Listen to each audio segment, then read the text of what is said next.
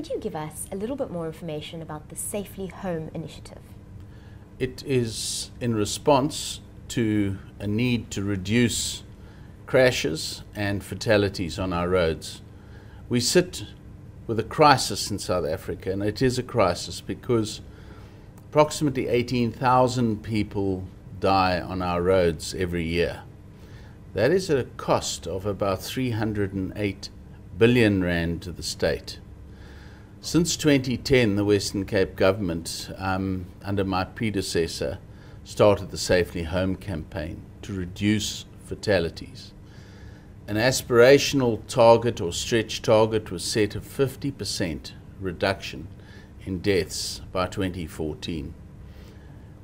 We've succeeded slightly to get over 30%, which is a huge improvement, but we're still not happy with the final result. We need to keep on working away with all interested role players to attain those targets, because the cost of the deaths in the Western Cape last year was indicated at 21 billion rand. That's the cost, the financial cost, which has been independently costed. And if one considers that that number is more than the health budget in Western Cape, which is our biggest spender, and education, it is a huge amount of money we can save by reducing deaths on our roads. Now, one of the almost shocking installations, if you want to call it that, on the website is a map where you can track child fatalities. Why was that decision made to put something quite shocking on the site? We wanted to drill down to get better quality information.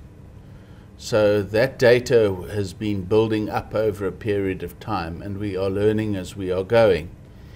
But very definitely we want to try and get to the root causes of why children are dying, and therefore we needed to get the best quality information available, which is in effect mapping the time and the location of every accident, following through with either the mortuary or the hospitals where children have been injured as to what was the consequence of that.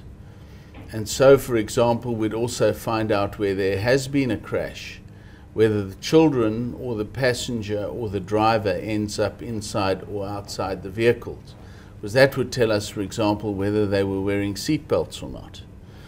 So we're trying to get better quality data, which is then being mapped, and it's an interactive map which anyone can just Google Western Cape government and then Safely Home. It'll take you exactly to where the site is. And there's some graphic footage on that site showing where the accidents are taking place. So for example, for the Road Accident Fund, as part of Transport Month, in October, we had an event in Umfuleni last Saturday morning.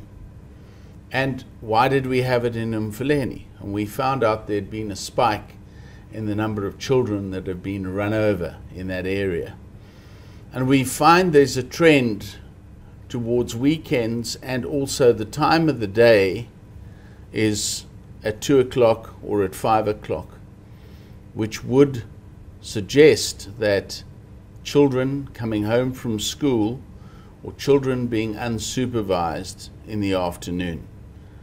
So how do we change that? How do we reduce the possibility that children will be run over at that time? And one of the ways is how we're working as a government transversely is to look at expanding our Mod Centre program to keep children back at school after hours, so that they can either do homework or sporting activities, so that they don't put themselves at risk in the afternoon.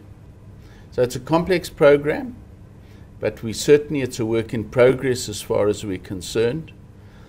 And we want to, it's the little things in life that count. It's the 1 second to buckle up, to save a life, And we see and track the number of children or passengers who end up outside the vehicles after a smash, which lends to no seat belts.